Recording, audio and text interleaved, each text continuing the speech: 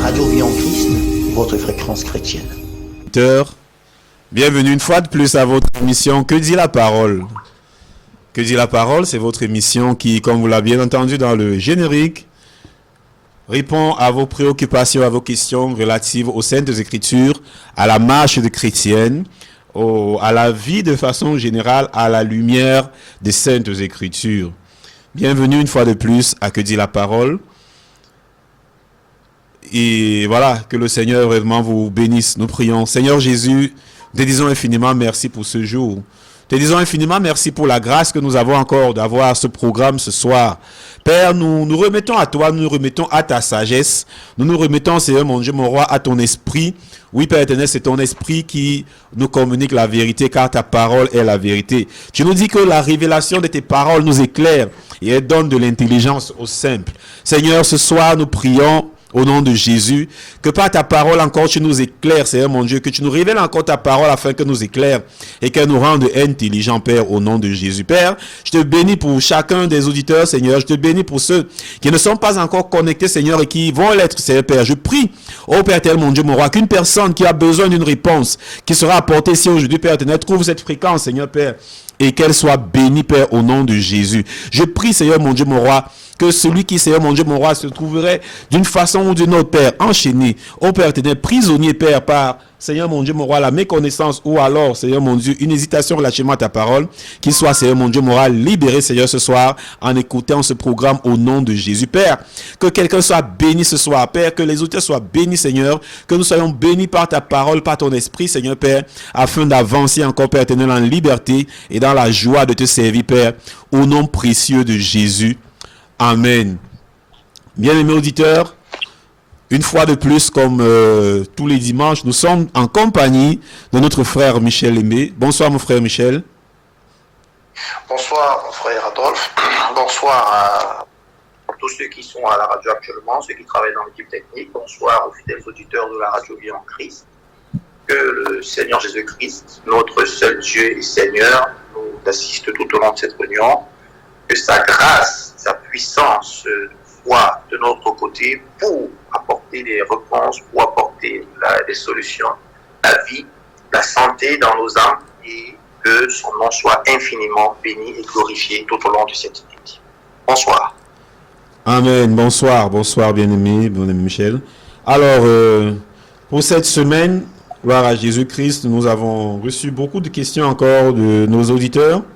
Nous avons reçu beaucoup de questions encore des bien-aimés. Nous bénissons le Seigneur vraiment pour l'intérêt qui suscite véritablement dans les cœurs des uns et des autres de vouloir comprendre et connaître la parole. Et ce soir encore, nous encourageons vraiment les bien-aimés à se plonger, à aimer, à s'attacher encore à la parole. Nous avons reçu, comme je disais, plusieurs questions, mon bien-aimé Michel. Et justement, parlant de cela, que dit la parole doit aussi être vraiment cet espace où nous encourageons les bien-aimés à lire et écouter la parole. Nous avons reçu effectivement une question dans ce sens. Qu'est-ce que la méditation? Comment faire pour mieux méditer, bien-aimé Michel? Je ne sais pas, je propose qu'on commence peut-être par là, donner quelques pistes aux chers auditeurs, aux bien-aimés qui nous écoutent, afin véritablement qu'ils puissent eux-mêmes, en entrant dans les Écritures, avoir des clés. Alors, pour répondre à cette question, c'est qu'est-ce que méditer ou bien comment mieux méditer? Il faut dire déjà que la méditation, il faut faire déjà un distinguo entre la méditation et la parole de Dieu. Parce que certaines personnes, quand on leur dit il faut méditer, pour elles, il est question de prendre la Bible et de la lire. Non, il n'est pas question de prendre la Bible et de lire la Bible quand on parle de méditer. Ce n'est pas la méditation. On ne peut pas méditer quelque chose que nous n'avons pas. C'est-à-dire, je peux méditer sur ma vie. Dans la parole de Dieu, il y a des personnes qui ont médité le mal. Donc, on ne médite pas seulement la parole. Donc, il est important de comprendre déjà, de faire le distinguo entre la méditation et la parole de Dieu. Pourquoi je dis cela? Je dis ça parce que il faut bien que ceux qui veulent méditer puissent déjà avoir une substance sur laquelle, ou bien un contenu de méditation.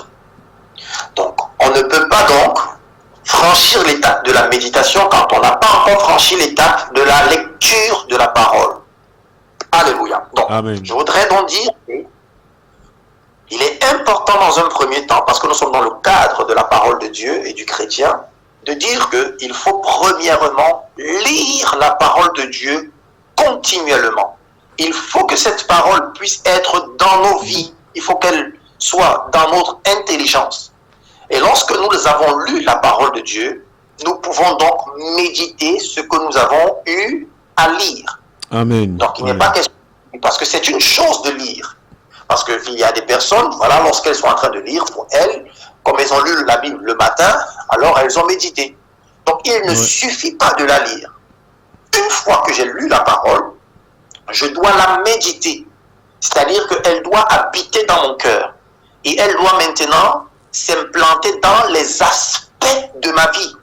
C'est ça la méditation de la parole de Dieu. C'est-à-dire que je vais lire par exemple que aime ton prochain comme toi-même. Ça c'est ce que j'ai lu. Alors comment faire la méditation de ce verset? Aimer son prochain comme soi-même. Pour méditer cette parole, je prends un moment calme de ma journée, un moment calme de ma vie, généralement ou bien dans les Écritures. On va voir par exemple, je vais donner un passage dans Genèse 24, au verset 63 là-bas, on va voir Isaac qui va aller dans les champs pour méditer. On va voir Isaac qui va dans les champs pour méditer. Donc c'est souvent un endroit calme où on est posé, et on parle encore dans les Écritures de la méditation, on dit, dans les psaumes on parle de méditer, David dit médite sur sa couche. Donc dans un lit, dans son lit, au milieu de la nuit, il médite. Donc ce sont des moments généralement calmes où on peut repasser la parole de Dieu dans notre cœur. On repasse cette parole, on essaye de la placer dans les aspects de nos vies. Alors j'ai lu que aime ton prochain comme toi-même. Et là du coup, je suis dans le calme et je revois peut-être mes journées passées. Est-ce que lorsque j'ai rencontré mon frère Adolphe, qui avait un tel besoin, est-ce que je lui ai fait du bien? Est-ce que moi j'aimerais que on me fasse du bien si je suis dans la situation de mon frère Adolphe? Est-ce que j'aimerais qu'on vienne m'aider à tenir mon sac parce que j'ai beaucoup de bagages? Pourquoi est-ce que moi je n'ai pas aidé mon frère Adolphe? Alors désormais, il va falloir que si un frère comme Adolphe ou X ou Y se retrouve dans une situation, il va falloir que je l'aide. Amen. Parce que la parole de Dieu me demande d'aider mon prochain. Alors, la méditation, même en français, veut dire, c'est de réfléchir profondément. C'est une réflexion profonde. Donc, je réfléchis profondément sur la parole que j'ai lue et je l'intègre dans ma vie.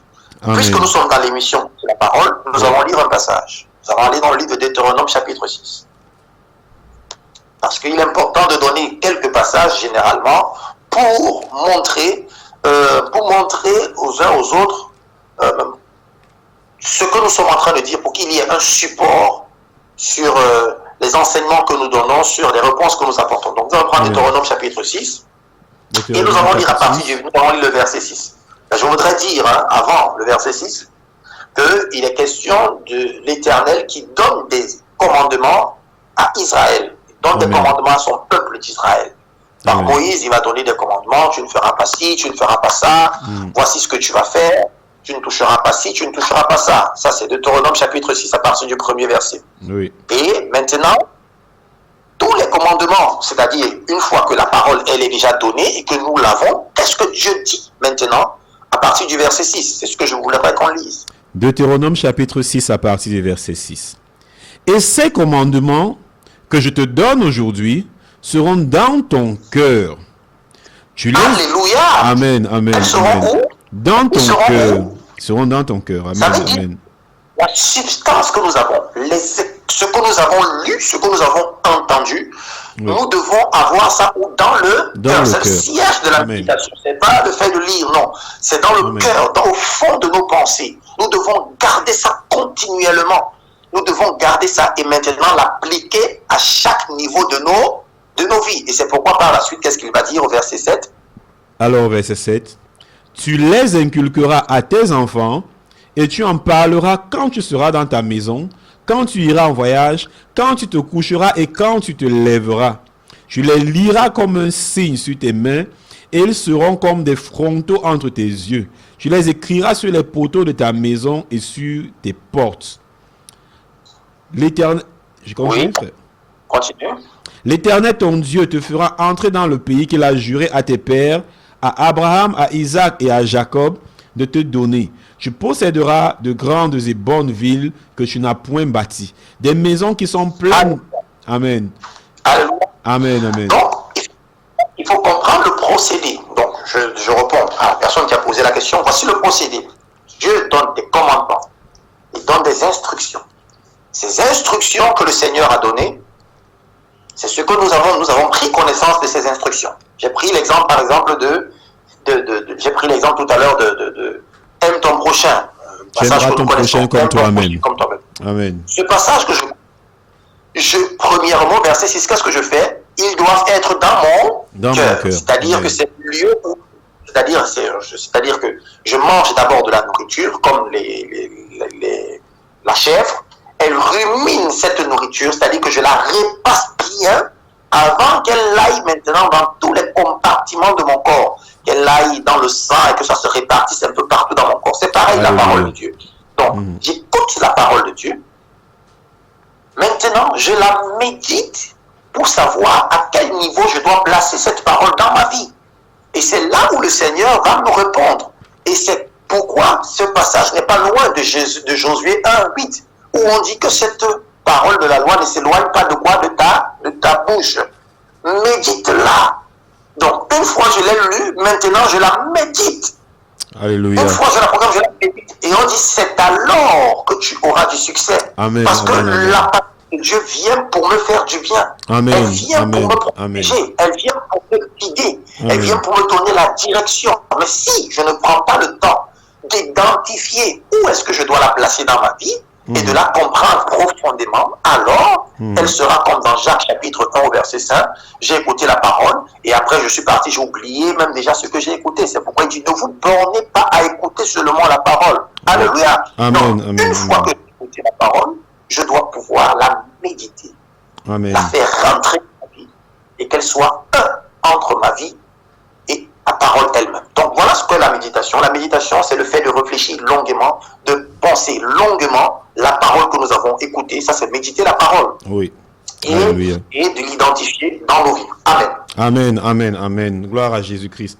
Donc, bien aimé, voilà, nous avons reçu vraiment plusieurs questions cette semaine, mais justement, nous avons dû y entrer directement parce que notre émission, c'est que dit la parole. C'est pour ça que nous sommes entrés directement par la question de la sœur Diane, parce que c'est la sœur Diane qui a posé la question. Qu'est-ce que la méditation et comment faire pour mieux méditer? Mais la dernière fois que nous nous sommes séparés sur une question d'un bien-aimé qui nous demandait en ce qui concerne Jésus-Christ. Et nous avons promis de revenir sur la question. C'est vrai que nous espérions, après ce que nous avions commencé par dire la dernière fois, que peut-être le bien-aimé rebondirait pour avoir peut-être un peu plus de précision. Mais voilà, si on pouvait juste peut-être reprendre par là et évacuer cela, parce que nous avons encore plusieurs autres questions, deux de plus encore qu'hier, voilà, par la grâce de Dieu. Qu'est-ce que nous pouvons dire pour avancer? Du frère qui avait posé, le frère qui avait dit pourquoi est-ce que Jésus dit dans Jean 20, je m'en vais vers mon Dieu et mon Père, c'est ça? Tout à fait, Jean 20, verset 17. D'accord, ok. Alors, je ne vais pas m'étendre là-dessus. Oui. Je ne vais pas m'étaler là-dessus parce qu'on avait commencé à répondre déjà. Tout à fait. À cette question. On avait commencé à répondre. Je vais encore ajouter peut-être un élément de réponse encore à cette question. Il demande de savoir pourquoi est-ce qu'on dit Jésus est Dieu alors que Jésus dit je m'en vais vers mon Dieu et votre Dieu. Oui. Et je crois que je lui avais dit déjà que dans le même chapitre 20, il fallait aller à la suite. Dans Jean Parce 20, qu'il faut 29. comprendre.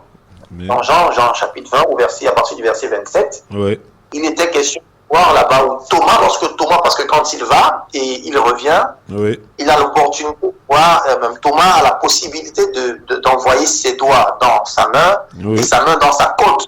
Tout à Et fait. une fois que Thomas l'a fait, les yeux de Thomas s'ouvrent, son intelligence s'ouvre, et qu'est-ce qu'il fait? Qu'est-ce qu'il va dire? Comment il va s'exprimer et s'exclamer? Oui. Il va dire, ah, mon Seigneur et mon Dieu. Et mon Dieu, Il va amen. appeler Jésus Amen. son Seigneur, son roi. Donc, Amen. pour dire que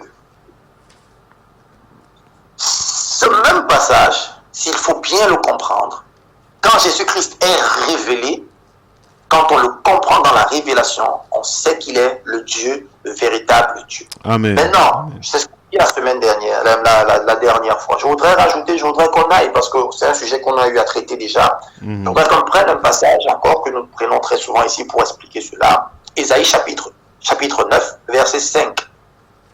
Nous allons lire dans Ésaïe chapitre 9 au verset 5. Pour mieux comprendre que Jésus est véritablement le Dieu puissant, le Dieu éternel. Alléluia. Dans Ésaïe chapitre 9, voilà, au verset 5. Alors, on va lire ceci. Alors, la parole nous dit: car un enfant nous est né, un fils nous est donné, et la domination reposera sur son épaule.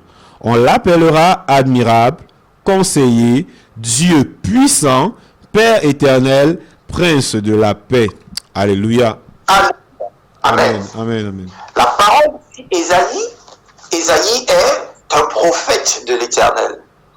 Amen. Ésaïe est quelqu'un qui est saisi par la puissance de Dieu, Amen. qui est saisi par l'Esprit de Dieu, à qui Dieu montre, donne des révélations, donne des choses qui ne sont pas palpables, saisissables par les hommes. Et Dieu lui ouvre l'intelligence pour qu'il voie l'avenir, pour qu'il voie des choses qui vont arriver. Dieu lui ouvre l'esprit pour qu'il puisse parler des choses qui vont s'accomplir. Et ce n'est plus Ésaïe qui parle. Ici, c'est Dieu qui a saisi son intelligence et se met à parler. C'est ça la prophétie. Mais qu'est-ce que Dieu dit au travers d'Ésaïe? Il dit qu'un enfant nous est né. Alléluia. Il s'agit de Jésus. Alléluia. Amen. Amen. Et Alléluia. Jésus, donc, ce fils qui nous est donné, la Bible dit, il est admirable. Oh, il est qui? Il est conseillé. Alléluia. C'est pour revenir. Alléluia. Si je profite pour répondre à nouveau encore, parce que nous avons utilisé pour dire à ceux qui disent qu'il y a le Père, le Fils et le Saint-Esprit, de leur dire que non. En réalité, c'est Jésus qui est tout en tout. Alléluia. Amen. Amen. Amen. Le Saint-Esprit, c'est lui qu'on appelle admirable. C'est le Saint-Esprit qui est le conseiller. Alléluia. Amen. Amen. Amen. On dit ici, il est admirable, il est conseiller. Conseiller. Alléluia. Amen. Et il est encore qui? Père éternel. Père éternel. Alléluia. Amen. Donc, Amen. le Père, c'est Jésus lui-même. Amen. Amen. Jésus, c'est même le Père, parce qu'il est ici, il dit, il est le Père éternel, le Prince de la paix. Alléluia. Amen. Pour répondre, c'est-à-dire il y a beaucoup de passages, nous pouvons prendre 1 Jean chapitre 5, 19, 20 là-bas, où la Bible va dire que Jésus-Christ, il est le Dieu véritable. C'est clair et net, là, on dit, Jésus-Christ est le Dieu véritable. Donc, voilà autant de passages que nous pouvons donner à notre bien-aimé pour qu'il puisse comprendre que, que Jésus-Christ est véritablement Dieu et que ce n'est pas une fable, nous ne l'inventons pas. C'est ce que dit la parole. C'est ça l'émission. L'émission dit que dit la parole. Et au sujet de Jésus, la parole nous dit que Jésus est Dieu. C'est lui notre Père. C'est lui le créateur du ciel et de la terre. Il est venu sur la terre il est venu sur la terre en tant que fils pour nous montrer ce que nous, les fils, les véritables fils, nous devons être. Donc, il était le chemin. Il était la vérité. Il est venu révéler. Et le Père est venu révéler qui est le Fils. Le Fils, c'est nous. Amen. Donc, il est venu nous montrer comment nous devons être. Et après, il est retourné dans sa personne de Père. Il est le Père, le Fils. Ce n'est pas Jésus.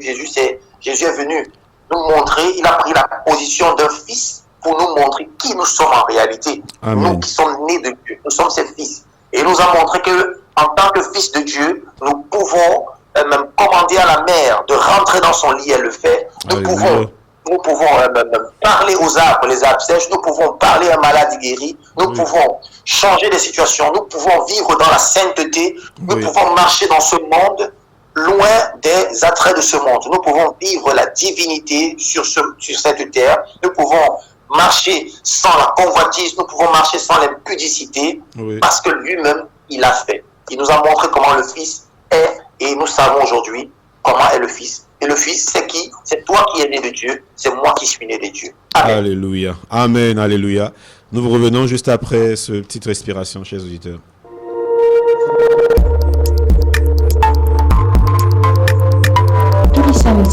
à partir de 22h15. La chambre haute, votre moment de prière sur la 87.7 FM.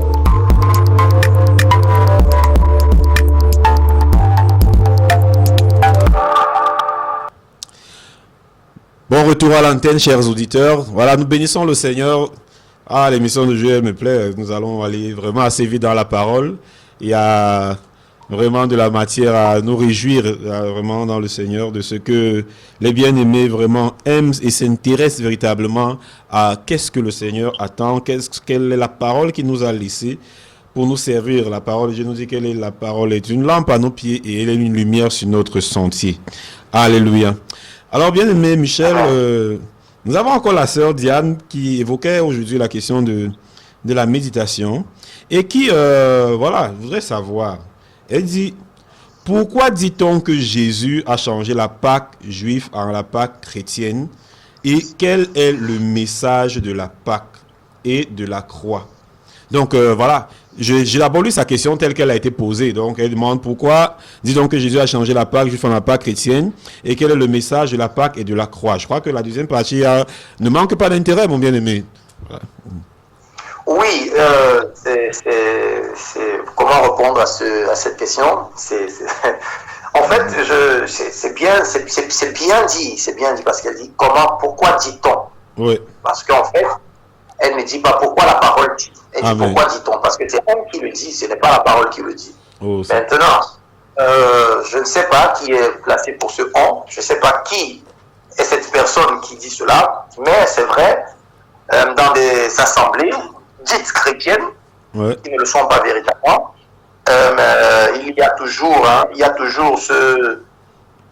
ce concept de Pâques où on va nous faire savoir qu'il y a Pâques avec S, il y a Pâques sans S, il y a beaucoup de choses se disent dans les derniers temps, où des personnes veulent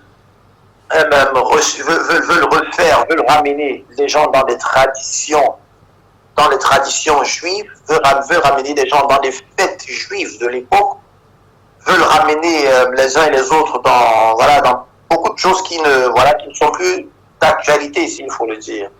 Et c'est pourquoi des gens ne voulant donc pas laisser ça, vont continuer vont juste changer les noms, vont dire que oui, c'était la Pâque juive, c'est devenu la Pâque chrétienne. En fait, c'est un concept purement humain. Mais que dit la parole au sujet de la Pâque? C'est ce que je vais dire ce soir. Alléluia. Que dit la parole au sujet de la Pâque? C'est pourquoi il a dit quel est le message de la Pâque. Je préfère arriver là directement et dire de quoi il s'agit, parlant de la Pâque. Je vais prendre déjà dans 1 Corinthiens chapitre 5, où Paul va parler de la Pâque, il va dire en réalité de quoi il s'agit. Donc je voudrais qu'on prenne déjà 1 Corinthiens 5, chapitre 5, le verset 7 de 1 Corinthiens chapitre 5, ce que ça nous dit, et après je vais commenter. 1 Corinthiens chapitre 5, le verset 7. Faites disparaître le vieux levain, afin que vous soyez une pâte nouvelle, puisque vous êtes sans levain, car Christ, notre Pâque, a été immolé. Amen.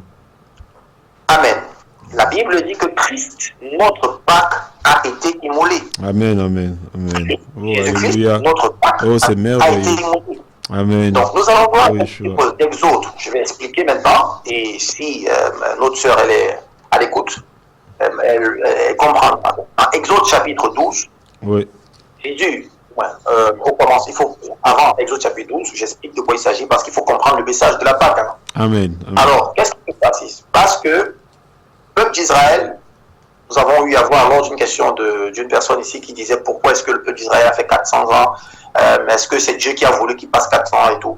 On avait répondu comment ça s'était passé. C'est-à-dire, Dieu a dit à Abraham que ton peuple, tes enfants, ils seront esclaves. Oui. Donc, en gros, et Dieu, donc, ils seront esclaves en Égypte pendant 400 ans, le peuple d'Israël.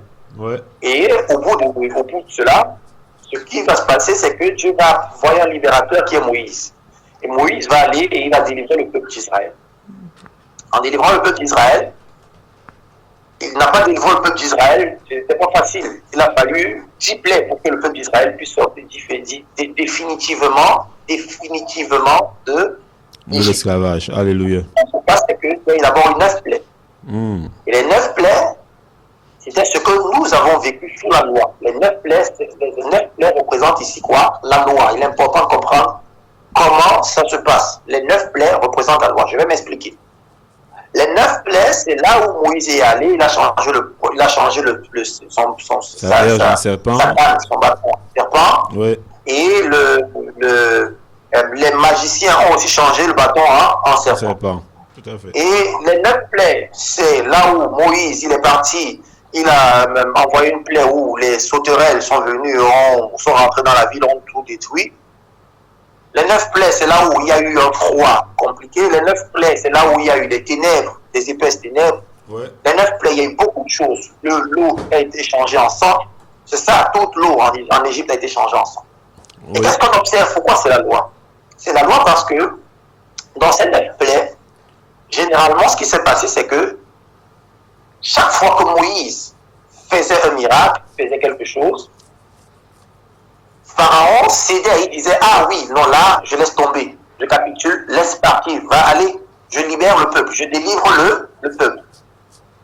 Et lorsque les magiciens faisaient la même chose, ou bien lorsqu'il y avait quoi que ce soit, Pharaon se rétractait, il s'endurcissait encore, et il ne laissait pas aller le peuple. Ah, ça. Et c'est ce qui s'est passé de la première à la 9e plaie. Et c'est quoi la loi? La loi, c'est tous les efforts humains, tout ce qu'on a essayé de faire, ou là, on a reçu la loi, et on a essayé par nos propres forces de sortir du péché, de sortir de la mort. On a essayé de ne plus mentir, mais on est retombé encore dans le mensonge. On a essayé de pratiquer la loi avec nos propres forces, mais on n'est pas arrivé à pratiquer réellement cette loi. On est tombé, on s'est relevé, on a eu beaucoup d'efforts humains qu'on a eu à pratiquer et on n'est pas arrivé au bout de ces efforts.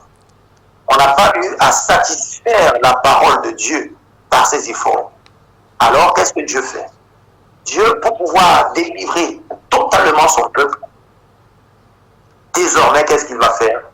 Il va dire, on va passer par là, par la Pâque. Il va falloir que chacun, ça c'est dans Exode chapitre 12, où il va instaurer quoi? La Pâque. Et la Pâque ici, c'est là où chacun va devoir immoler un agneau sans tache d'un an neuf, sans tache ni ride, un agneau sans défaut, et il va mettre son sang sur le linteau de sa porte. Alléluia. Et c'était la 10e plaie, c'était la plaie qui apportait la délivrance totale et complète d'Israël. C'est-à-dire qu'après cette plaie-là, Israël devait être, après cette plaie, Israël devait être délivré totalement du peuple d'Israël, de l'Égypte. Amen. Amen. Israël, donc, ce qui se passe, c'est que Israël va donc pratiquer ce qu'on appelle la Pâque. Ils vont prendre des agneaux, ils vont manger avec des herbes amères, selon ce que Exode 12 va nous dire. Ils vont manger avec les pains sans levain, ils vont, voilà, selon la parole de Dieu. Amen. Et Dieu a instauré dans cette Pâque pour révéler que, en fait, à un moment donné de nos vies, nous allons être totalement délivrés de l'Égypte spirituelle, c'est-à-dire de la mort et du monde. Amen. Amen. Alléluia. Et pour qu'on y arrive, il devait donc continuellement pratiquer cela, toujours pratiquer cette Pâque-là, le 14e jour du premier mois, je crois que c'est ça que la Bible dit. Tout à fait. Faire ça le 14e jour du premier mois.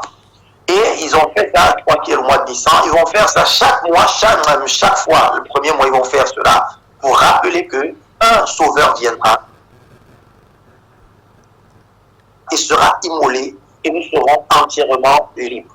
Amen. Et c'est donc ce qui a été accompli que Paul a dit dans 1 Corinthiens chapitre 5 au verset 7 que notre Pâque, Christ, notre Pâque a été immolé. Amen. Donc, pour qu'on sorte donc définitivement de la servitude du monde, du péché, des liens, de tout ce qui s'est passé, des liens familiaux, des problèmes spirituels, des difficultés à vivre dans la sainteté, il a fallu que Christ, notre Pâque,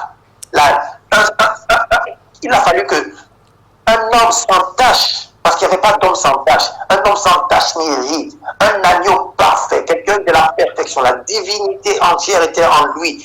Il fallait Amen. Ça, il fallait cette offrande-là, il fallait cette Pâque-là, pour que nous puissions donc être totalement libres.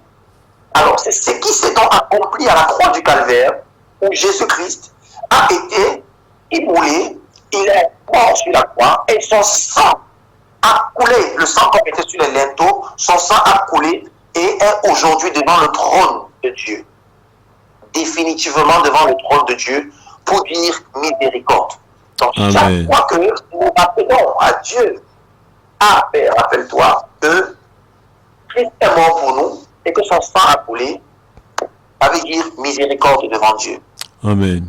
Et nous pouvons être désormais en ce moment-là, pour ceux qui ne sont pas encore nés de nouveau, pour ceux qui n'ont pas encore reçu la vie de Christ, ils peuvent en ce moment-là, lorsqu'ils rappellent ça à Dieu, Dieu dit oui, c'était pour l'humanité, vous pouvez être sauvés, vous avez le droit de rentrer dans le tabernacle céleste, vous avez le droit parce que le sang a coulé. Donc, c'est ça, ça a été accompli, la Bible dit une fois pour toutes.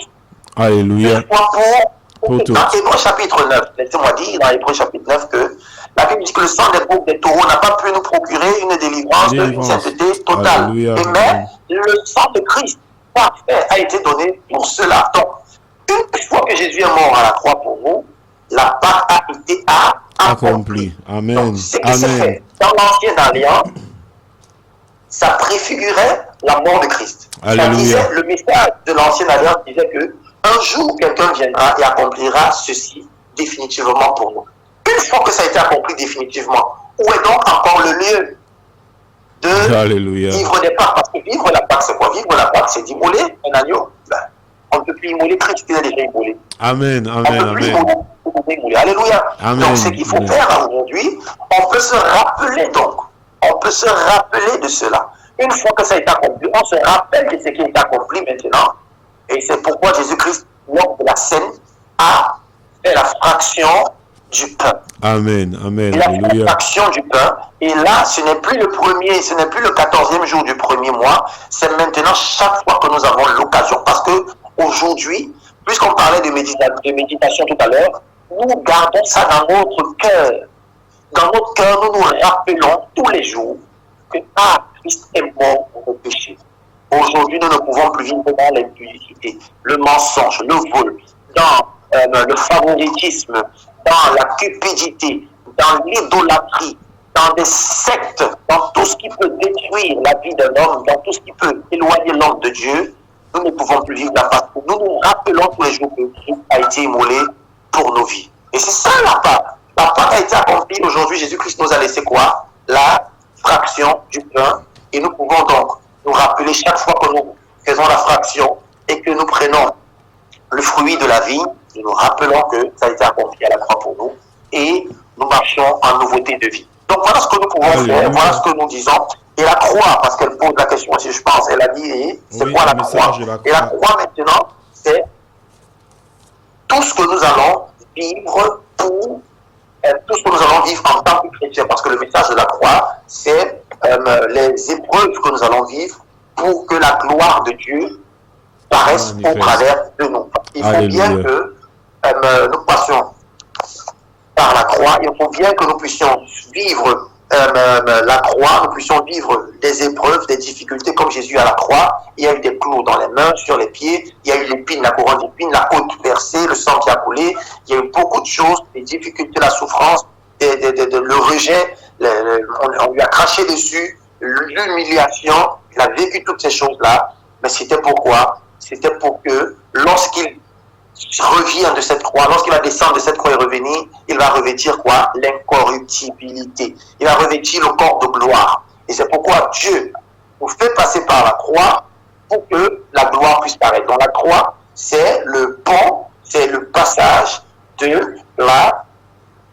naturel à la divinité. C'est-à-dire qu'il faut passer par la croix pour arriver à la divinité. Il faut passer par la croix pour arriver au surnaturel, pour arriver à la gloire de Dieu. Pour qu'on puisse revêtir la gloire de Dieu, il faut passer par la croix. Et c'est ça ce que nous sommes et que nous allons vivre, nous chrétiens, qui voulons persévérer, qui voulons marcher dans la parole de Dieu. Donc voilà ce que je peux dire sur la question de notre sœur. C'est vrai que c'est un large sujet où nous pouvons nous étendre toute une soirée, mais je préfère m'arrêter là déjà, afin de traiter d'autres questions s'il y en a. Alléluia, gloire à Jésus. Nous revenons juste après ceci.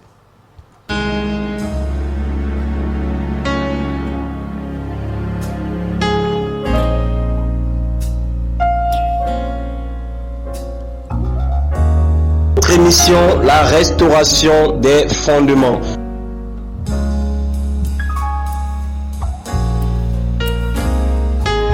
Or, beaucoup de chrétiens regardent à la bénédiction financière, peut-être aussi à travers l'évangile qu'ils reçoivent. C'est ça, justement, parce que l'évangile que tu reçois te donne un style de vie, te donne une orientation, te donne une direction. Voilà, donc une personne à qui on a présenté Dieu, ta chair va te conduire dans ce jargon-là. Ta chair va t'amener dans ce jargon-là. Bien, mais posons-nous les bonnes questions. En ce moment, si je vis dans quoi? Qu'est-ce qui canalise ma vie? Qu'est-ce qui conduit ma vie? Il devait s'abattre sur moi. Qu'est-ce qui me dirige? Il a pris tout ça sur lui-même. Il a pris toute cette colère sur lui. Il a bu la coupe de toute la colère de Dieu. À ses disciples, lorsqu'il va les appeler, lorsque un va dire Seigneur Jésus, je te suivrai partout, il va dire les renards ont les tanières, les oiseaux ont des nids, mais le Fils de l'homme n'a même pas où poser sa tête. Vous voyez, c'est-à-dire que les jeudis 19h et dimanche 19h sur la 87.7 FM, la radio Vie en Christ. Bien-aimés, bon retour sur l'antenne, justement, voilà. Nous revenons, voilà, par rapport, pour continuer à répondre, n'est-ce pas, à vos préoccupations que vous avez envoyées, voilà, dans l'émission Que dit la parole. Nous sommes justement sur Que dit la parole, votre émission qui, par la grâce du Saint-Esprit, dans laquelle, par la grâce du Saint-Esprit, voilà, nous essayons de répondre à vos préoccupations relatives à la question, aux questions que vous avez dans la vie concernant la foi. Voilà toutes les questions pour lesquelles vous avez besoin d'une réponse de la Bible, voilà, de la parole de Dieu, voilà, concernant voilà, ces préoccupations-là. Alors, nous avons un bien-aimé, un auditeur qui nous a posé 2 questions. Alors, je les lis. On dit, bonsoir pasteur, j'ai 2 questions. Pouvez-vous me dire si certaines personnes sont connues d'avance comme devant seulement terminer leur course en enfer? La deuxième question, on parle beaucoup de l'enfer sur votre radio. Est-ce une façon de faire peur à ceux qui vous écoutent? Est-ce que l'enfer est réel? Parce que chez nous, on parle de purgatoire. C'est la question de Olympe de l'hôpital général. Et nous précise qu'elle est une fidèle de cette émission. Sois béni Olympe et que vraiment... Voilà, que le Seigneur t'aide à demeurer, voilà, fidèle, surtout fidèle à Jésus-Christ d'abord, et voilà, derrière cela, à la parole de Dieu. J'espère que cette parole te fera du bien aujourd'hui. Donc, mon frère Michel, voilà les 2 questions de Olympe. Pour ce qui est de la première question, pouvez-vous me dire si certaines personnes sont connues d'avance comme devant seulement terminer leur course en enfer? Je crois que nous avions déjà traité des questions similaires ici. Qu'est-ce qu'on peut dire à Olympe? Oui, d'entrée de jeu, on dira non. Non, il n'y a pas de personne que Dieu c'est-à-dire a créé, a fait, ou bien a fait pour que cette personne aille en enfer. C'est-à-dire que Dieu te crée pour que tu ailles souffrir. La parole de Dieu ne nous dit pas cela. Amen. Ne nous dit pas cela. Il est important de bien comprendre le procédé de toutes ces choses. C'est-à-dire que l'enfer n'a pas été créé. Il faut déjà comprendre dans la Bible, c'est quoi l'enfer? L'enfer, dans les Écritures, c'est dans la version Louis II, c'est ce qui est dit, c'est ce qu'on appelle séjour des morts. L'enfer, séjour des morts. Et ce n'est pas la finalité de l'homme. L'homme ne finira pas, tout homme ne finira pas en enfer. L'enfer est un tremplin. L'enfer est un séjour des morts. Dans certaines versions, on parlera de la Géhenne. L'enfer même sera jeté dans les temps ardents de feu. Parce que la finalité de tout, sera le feu. Ce sera le feu ardent. L'enfer, c'est un lieu où les gens qui n'ont pas reçu, qui n'ont pas accepté Jésus-Christ, lorsqu'ils meurent, ils vont attendre. Donc, voilà, c'est quoi l'enfer? L'enfer, c'est un lieu où il est important de définir déjà cela. De faire savoir que l'enfer n'est pas le feu éternel. Le feu éternel, c'est après les temps ardents de feu. On en parle dans Apocalypse, chapitre 20, là-bas. Oui. Donc, il faut dire que l'enfer, c'est un lieu, un tremplin, un lieu où ceux qui n'ont pas reçu Jésus, ceux qui ont rejeté la vie, qui ont rejeté l'évangile, vont aller attendre Ils ne vont pas aller attendre qu'on prie pour eux. Non, ils vont aller attendre que le jugement éternel puisse se faire. Parce qu'il y aura un jugement où l'enfer, la Bible dit, va rejeter, va remettre ses morts, c'est-à-dire le séjour des morts. Parce que l'enfer, je dis bien, l'enfer, c'est le séjour des morts. D'après les Écritures, l'enfer, c'est le séjour des morts. Ce n'est pas le feu éternel. Il faut faire la distinction, que beaucoup ne font pas encore. Tout comme le paradis, c'est aussi un lieu d'attente. Ce n'est pas là où nous allons vivre éternellement, le paradis. Donc, tout à fait. L'enfer, c'est un lieu d'attente, s'il faut le dire. C'est un lieu d'attente. Et ce lieu d'attente-là, c'est pour ceux qui n'ont pas reçu Jésus, qui ont rejeté l'évangile, qui ont refusé la grâce de Dieu. Donc, une fois que tu meurs et que tu n'as pas reçu Jésus-Christ, tu vas en enfer en attendant le jugement final. Si tu as reçu Jésus et que tu as accepté sa vie, son pardon, tu as accepté l'œuvre de la croix, tu vas attendre au paradis. Et au moment du jugement, l'enfer ou bien le séjour des morts remettra ses morts et les morts seront jugés, la Bible dit, et parmi ceux-là qui seront jugés, ils seront jetés après dans l'étang ardent de feu, ce qui est la seconde mort. Donc, ils seront donc dans l'étang ardent de feu.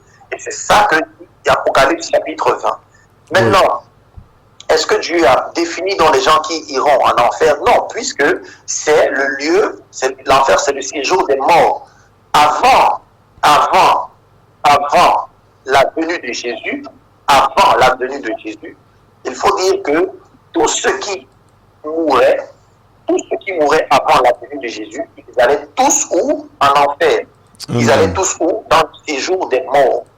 Et dans le séjour des morts, il y avait une partie qui était le sein d'Abraham, et il y avait une autre partie où il y avait les prémices des souffrances, où les gens commençaient déjà à souffrir. Ils avaient déjà les prémices, tout comme aujourd'hui, quand on va au paradis, il y a les prémices de la gloire. Il y a déjà, c'est déjà Paul, il dit qu'il quand il va au 3e ciel dans le paradis, Paul dans 2 Corinthiens chapitre 12, il explique que c'est un endroit où ce n'est pas facile de décrire ce qu'il a vu de beau.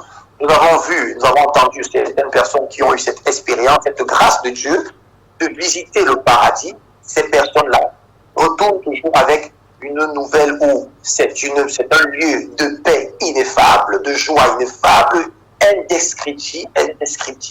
On ne peut pas définir cela avec des mots humains parce que c'est surnaturel. Et pareillement, l'enfer, c'est aussi un lieu où il y a déjà des prémices de souffrance. Maintenant, le séjour des morts, le sein d'Abraham, après la mort de Jésus, a été délivré déjà de l'enfer. C'est pourquoi, j'espère que les passages que je donne seront retenus. C'est pourquoi dans Matthieu, chapitre, laissez-moi arriver là-bas et je lis rapidement, dans Matthieu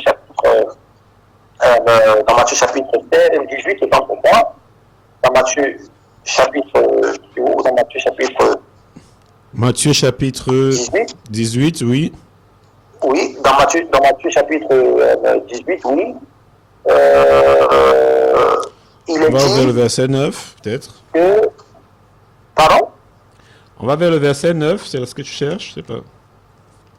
Non, Matthieu chapitre 18, verset 9, ce n'est pas ça, non. Je ne suis pas dans Matthieu 18, je suis plutôt dans Matthieu 16, autant pour moi. Matthieu 16, autant jusqu'au verset 18, autant pour moi. Okay. Dans Matthieu chapitre 16, au verset 18, il dit, et moi, je te dis, Pierre, tu es Pierre. Matthieu 16, verset 18. Oui. Et moi, je te dis que tu es Pierre. Et que sur cette pierre, je bâtirai mon église. Oui. Et que sur cette pierre, je bâtirai mon église. Et que les portes du séjour des morts ne prévaudront point contre elle. Amen. Pour dire que ce séjour des morts, dans cet endroit-là, ne concédera plus l'église. Parce qu'après la mort de Jésus-Christ, tous ceux qui vont mourir ne passeront plus par le séjour des morts, par l'enfer. Parce qu'avant, tous ceux qui mouraient avant Jésus passaient par l'enfer.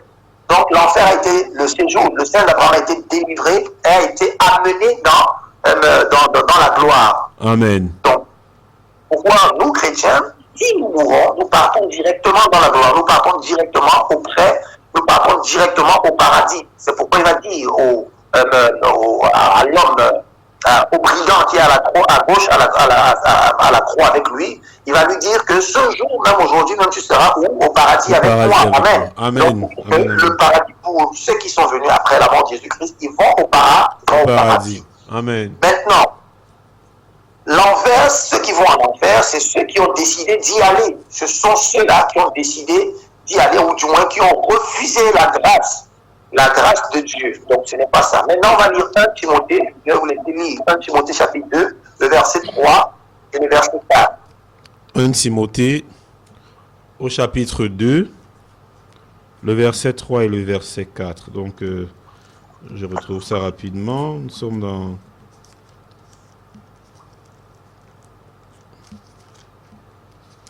Alors, petit instant. 1 Timothée chapitre 2, le verset 3 et le verset 4.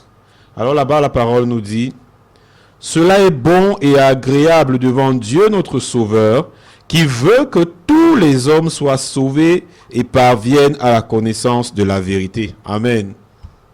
Amen. Amen. Amen. Il dit ici que la volonté de Dieu, c'est que tout le monde soit sauvé et parvienne à la connaissance de la vérité. Amen. Donc la volonté de Dieu n'est pas que certains aillent périr en enfer et que d'autres non. C'est-à-dire, je veux déjà démonter, refaire la mentalité ou bien cette pensée de dire que certaines personnes ont été faites pour aller en enfer. Ça, c'est faux. Alléluia. La parole. La parole Alléluia. dit que Dieu veut que tout le monde soit sauvé. Amen. Amen. Amen. Maintenant, pour que tout le monde soit sauvé, il met un mécanisme. Et le mécanisme, c'est quoi? Il met quelque chose en jeu. Il donne sa vie. Il donne sa vie. Il envoie l'évangile. Il dispose son esprit pour nous aider, pour nous accompagner, pour sauver, pour guérir, pour convaincre. Mais il y en a qui ont le cœur endurci, qui refusent cette grâce-là, et ces personnes-là sont en enfer. Je reviens à la deuxième question de la sœur qui parle de... Elle va dire qu'on parle beaucoup d'enfer et que... Beaucoup d'enfer, justement. Est-ce que c'est réel? Ça vous fait peur. Pas du purgatoire, un truc de ce genre. Donc, je vais répondre à ça. Oui. Et dire que l'enfer existe. C'est ce qu'on a vu dans les Écritures déjà. Le séjour des morts, c'est ce que veut dire enfer. Donc, si tu vas... Il y a des versions qui utilisent plutôt le mot enfer. Il y a des versions qui utilisent le mot GN. Il y a des versions qui utilisent séjour des morts. Donc, il faut comprendre que enfer veut dire ou séjour de les morts. Amen. Une fois que ça a été dit comme ça, on comprend que ça existe. Et que plus grave encore et pire que l'enfer, c'est quoi? Les temps avant de feu qu'on peut trouver dans Apocalypse chapitre 20. Maintenant, ça existe. On est d'accord? Ça existe. Nous avons vu ça dans Matthieu 16, nous avons vu ça dans Luc 16, même on va voir l'exemple de l'homme riche dans Luc 16. Il y en a. Le purgatoire. Le purgatoire est une fabrication humaine. Le purgatoire n'existe pas dans les Écritures. Le purgatoire est un mot fabriqué par une religion satanico-diabolique et vampirico-démoniaque. Je dis, le purgatoire est une doctrine inventée par une religion satanico-diabolique et vampirico-démoniaque. Pour dire que ça ne vient pas de Dieu, ça ne vient pas des Écritures, ça ne vient pas de l'Esprit de Dieu. Il est dit dans le livre d'Hébreux chapitre 9 qu'il est réservé à l'homme de mourir une seule fois, après quoi vient le jugement. C'est pourquoi de décider si on va aller en enfer, au paradis, c'est maintenant qu'il est question de dire Seigneur Jésus-Christ, je t'ouvre mon cœur. Alléluia. Si un homme, une femme rejette l'évangile, ne rejette pas seulement l'homme qui est devant lui, mais il rejette la possibilité, l'opportunité que Dieu lui donne d'être sauvé. Et ça ne sera pas au purgatoire. Que le purgatoire n'existe pas. Je dis c'est une invention humaine, diabolique, parce que c'est le diable qui a créé cette pensée de purgatoire pour égarer les hommes, pour leur donner de croire que même s'ils meurent dans leur méchanceté, les gens vont venir intercéder pour eux et en ce moment-là, ils pourront sortir de l'enfer. C'est faux. La Bible nous dit que le seul moyen d'être sauvé, c'est par Jésus-Christ. Donc si de ton vivant tu as rejeté Jésus-Christ, il n'est plus possible pour toi d'être sauvé. Donc c'est maintenant pour ceux qui m'écoutent, et je profite pour dire ceci. Bien aimé toi qui m'écoutes, c'est maintenant que tu dois accepter l'évangile. Amen, amen. Ésaïe chapitre 55 nous dit, c'est le temps c'est le moment, voici c'est le moment d'ouvrir son cœur au Seigneur Jésus-Christ. Alléluia. D'ouvrir son cœur à l'Éternel. Nous ne savons ni le jour ni l'heure. Amen, amen. Je vais lire Ésaïe chapitre 55 à partir du verset 6. Il est dit, cherchez l'Éternel pendant qu'il se trouve, Oh, Jésus. invoquez-le tandis qu'il est prêt. Tandis qu'il est prêt. Que le méchant abandonne sa voie et que l'homme d'iniquité s'est et l'homme d'iniquité s'est qu'il retourne à l'Éternel qui aura pitié de lui, à notre Dieu qui ne se lasse pas de pardonner. Pardonnez. Amen. Car mes pensées ne sont pas vos pensées et vos voix ne sont pas mes voix, dit l'Éternel. Amen. Autant Amen. les cieux sont élevés au-dessus de la terre, autant mes voix sont élevées au-dessus de vos voix, mes pensées au-dessus de vos pensées. Cherchez l'Éternel pendant qu'il se trouve. Pendant qu'il se trouve. Moi qui m'écoute, je voudrais te dire que la possibilité pour toi d'être sauvé, c'est maintenant. Toi qui écoutes cette émission, le Seigneur Jésus-Christ t'appelle à la repentance. Toi qui écoutes cette émission, l'Éternel Dieu te dit, toi qui entends cette parole, qui vis encore dans le péché, qui vit encore dans le mal, et qui attend que, après ta mort, il sera au purgatoire. C'est le mensonge du diable. C'est le mensonge Jésus. parce que le diable est le père du mensonge. Je voudrais te dire que c'est un mensonge qui est fabriqué par le diable pour que tu demeures dans l'enfer et après dans l'étang ardent de feu. Mais Dieu t'accorde ce soir la possibilité. Dieu te donne ce soir l'opportunité d'être délivré de ce mensonge. Amen. Et de recevoir la vérité. La Amen. vérité, c'est que Jésus-Christ est mort. Et c'est maintenant que tu dois l'accepter. C'est Alléluia. maintenant que tu dois ouvrir ton cœur. C'est maintenant que tu dois te repentir, abandonner ton ancienne voie et de suivre la vie que Jésus-Christ te donne. De recevoir la vie que Jésus-Christ te donne. Et alors, lorsque tu l'auras reçu, tu seras un candidat élu pour les cieux, pour le paradis et pour l'éternité auprès de Dieu. Donc, je voudrais donc préciser ça à ceux qui m'écoutent ce soir, à ceux qui écoutent cette émission, pour qu'ils ne soient plus séduits par ce mensonge qui égare et éloigne beaucoup de personnes de Dieu, qui éloigne et égare les gens du salut, et qui les maintiennent, les condamnent dans la mort éternelle. Donc, je voudrais préciser ça, c'est utile, lors de cette émission, de préciser cela chaque fois que c'est possible. Alléluia, alléluia, gloire à Jésus. Donc vraiment Olympe, notre but n'est nullement d'essayer de faire peur ou d'effrayer quelqu'un en ce qui concerne l'enfer, mais justement nous devons parler de ce que la Bible nous enseigne et justement d'aider et de montrer aux gens justement comment échapper à ce châtiment, à voilà cette punition-là qu'est le feu éternel. Vraiment Olympe, nous t'invitons à vraiment saisir vraiment cette parole-là et voilà, que le Seigneur te conduise. Nous revenons juste après ce jingle.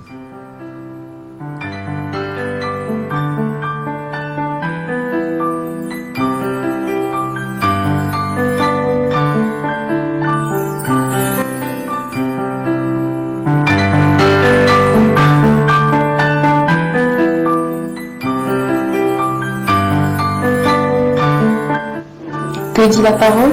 C'est tous les dimanches à 22h45. Nous répondons à vos questions.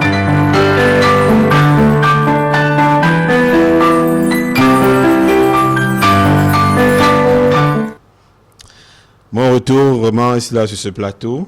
Donc notre bien-aimé Olympe, nous espérons que vraiment tu as été béni par voilà ce que nous pouvions t'apporter. N'hésite pas à revenir hein, s'il y a des questions vraiment relativement à cela.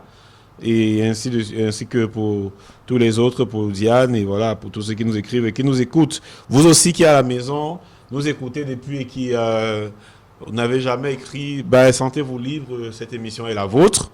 N'hésitez pas à nous envoyer vos questions vraiment pour que nous puissions les traiter à la lumière des Saintes Écritures et qu'ensemble nous soyons édifiés.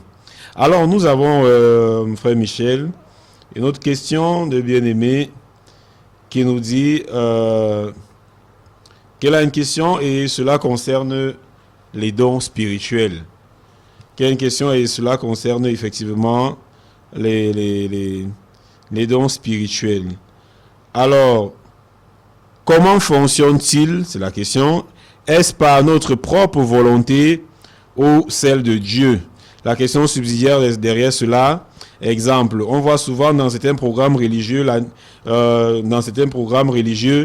nuit de la prophétie ou encore la nuit de la guérison. Alors, il faudrait donc comprendre, voilà, c'est une question de Sinclair, et qui voudrait donc comprendre, Sinclair voudrait donc comprendre comment fonctionnent les dons spirituels, est-ce par notre propre volonté ou par la volonté de Dieu? Ok, je lis un passage, c'est une question, dès qu'on parle de ça, il y a un passage vivement qui vient dans mon esprit et j'aimerais le lire et après je dirai 2 mots là-dessus. Alors, je voudrais lire dans le livre d'un Corinthien, je vais lire dans 1 Corinthiens chapitre 12. 1 Corinthiens chapitre 12. Je vais lire, ou bien je te laisse, mon frère, lire à partir du verset, disons à partir du verset 4. Verset 4 au verset 11. Donc, je laisse lire du verset 4 au verset 11. Et après, je commenterai ce passage. Alors, 1 Corinthiens chapitre 12, le verset 4 au verset 11, nous lisons: Il y a diversité de dons, mais le même esprit. Diversité de ministères, mais le même Seigneur. Diversité d'opérations, mais le même Dieu qui opère tout en tous. Or, à chacun, la manifestation de l'esprit est donnée pour l'utilité commune. En effet, à l'un est donné par l'esprit une parole de sagesse, à un autre une parole de connaissance selon le même esprit, à un autre la foi par le même esprit, à un autre le don des guérisons par le même esprit, à un autre le don d'opérer des miracles, à un autre la prophétie, à un autre le discernement des esprits, à un autre la diversité des langues, à un autre l'interprétation des langues.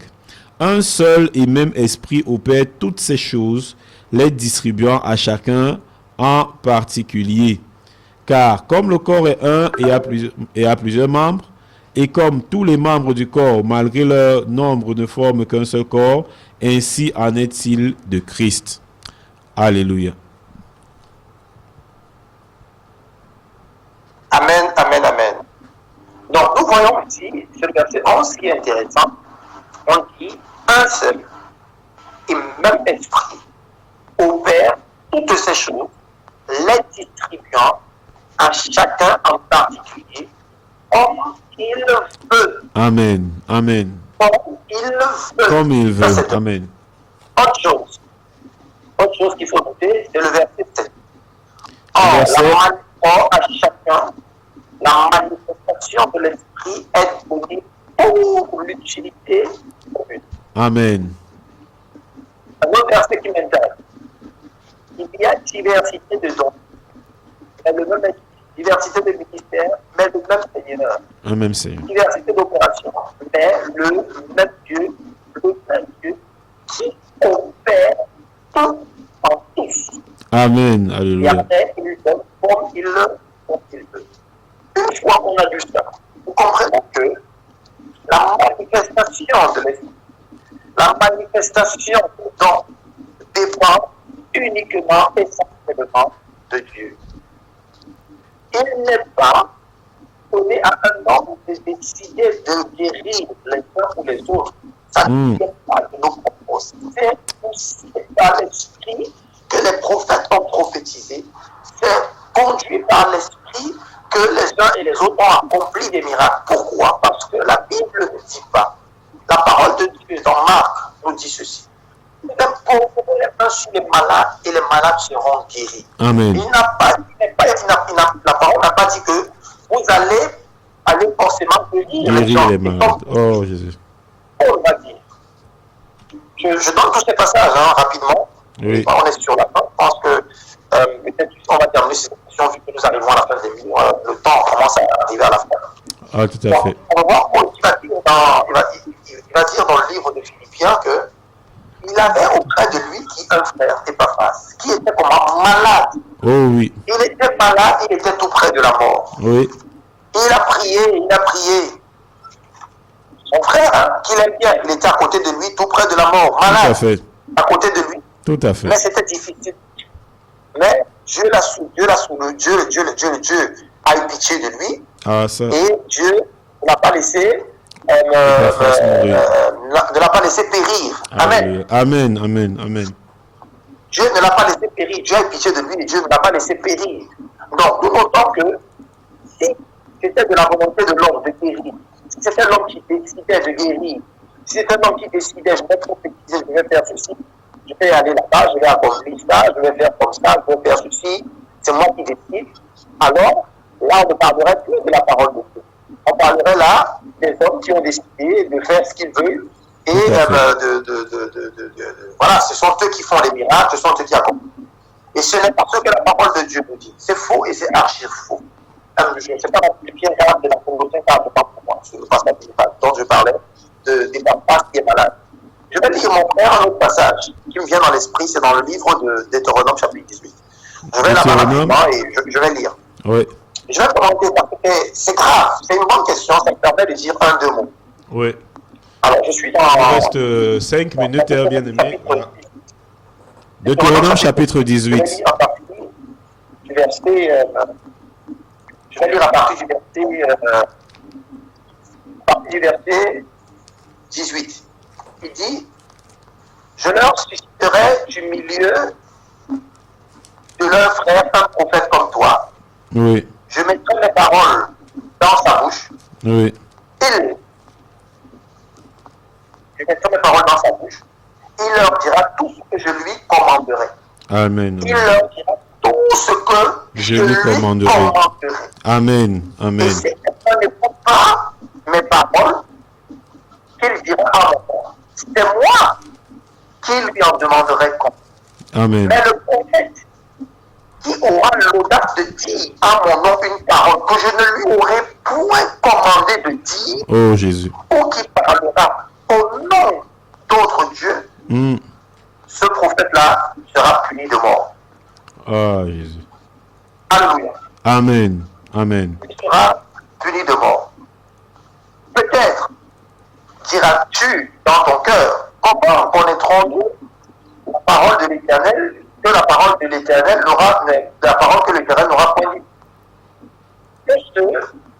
Quand ce que dira le prophète n'aura point lieu, et n'arrivera pas, ce sera une parole que l'Éternel n'aura point dit. C'est par audace que le prophète l'aura dite. N'aie pas peur de lui. Amen. Amen. Il y a beaucoup de serviteurs de Dieu qui sont devenus audacieux. Ah Ils Jésus. sont devenus audacieux. Voilà le point.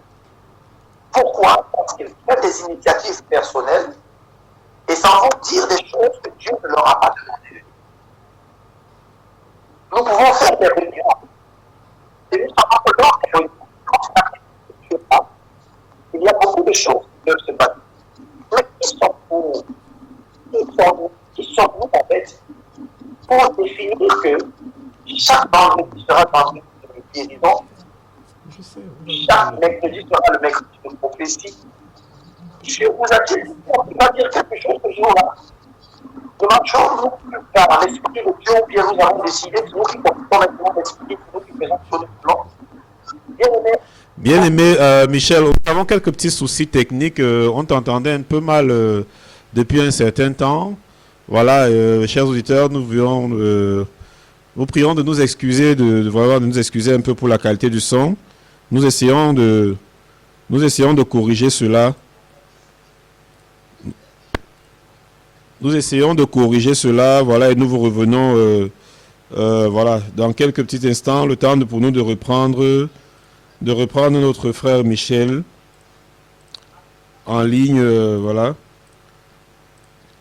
Donc, nous vous revenons, voilà, nous revenons avec le frère Michel. On s'active au niveau de la technique pour essayer justement de régler le problème.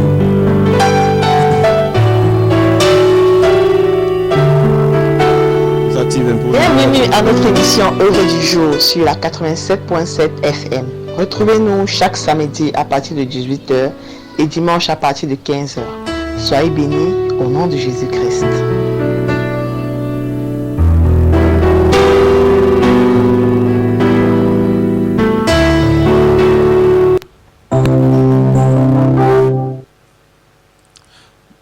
Voilà, nous sommes de retour avec notre frère Michel. Nous avions quelques petites difficultés techniques. Alors, bien aimé, voilà, on a été coupé au moment où je parlais un peu, voilà, de cette attitude-là, de ce que le Saint-Esprit, c'est le Saint-Esprit lui-même qui décide et que ce n'est pas une personne qui peut commander ou décider de ce que le Seigneur va faire. Donc, voilà, si tu pourrais justement en deux mots peut-être terminer peut-être en éclairant sur ce point-là. Voilà. Oui, en deux mots, parce que nous sommes sur la fin et tout à fait, on me fait déjà des grands signes au niveau de la technique. En réalité, ce n'est pas ce que je disais, à partir des passages que nous avons eu à lire, nous avons pu voir que si un prophète dit des choses, ou bien un serviteur de Dieu dit mercredi de délivrance, même samedi de guérison, même dimanche de... Ce n'est pas lui qui décide, c'est l'Esprit de Dieu qui accomplit ces choses comme il veut. Amen. Donc, ça ne dépend pas de lui et ce n'est donc pas scripturaire de dire que on a des journées de guérison, des journées comme nous ne programmons pas. Si nous programmons les choses, allons dans les hôpitaux, nous guérissons tout le monde. Nous avons vu Paul qui disait laisser le trophime malade à Milet. J'ai même eu Epaphras qui était malade. Pourquoi est-ce que Paul, qui on touchait juste son linge, on guérissait et il ne l'a pas fait? Parce que Dieu a voulu à un moment donné que son linge puisse guérir un malade. Et à un autre moment, comme lui décide, il ne l'a pas fait. Et à un autre moment, il décide de le faire par miracle, ou bien par des médicaments, ou bien par je ne sais comment. Il fait comme il veut. Alléluia. Nous sommes soumis à l'Esprit de Dieu et nous ne pouvons plus faire ce que nous voulons. Donc voilà de quoi il s'agit.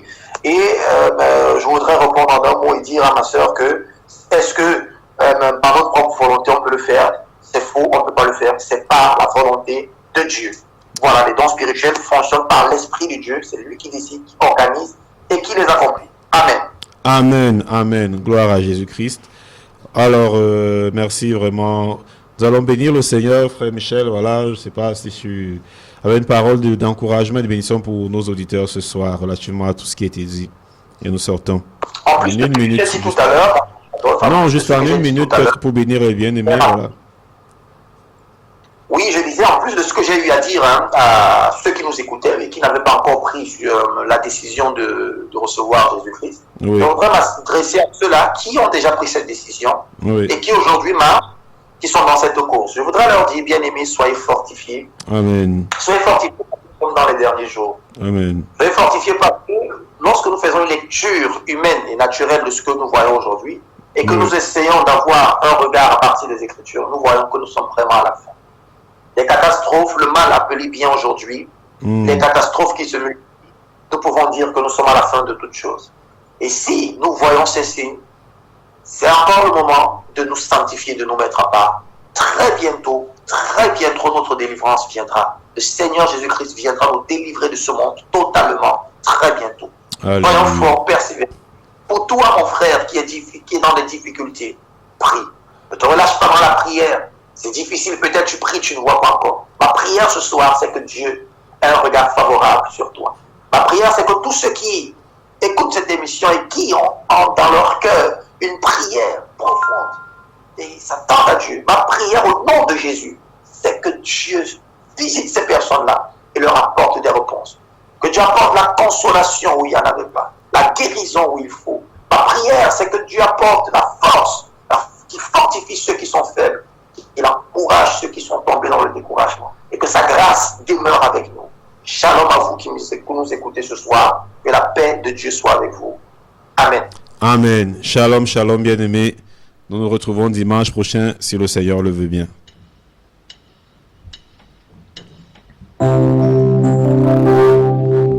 Vous êtes sur la 87.7 FM, votre fréquence 100% chrétienne.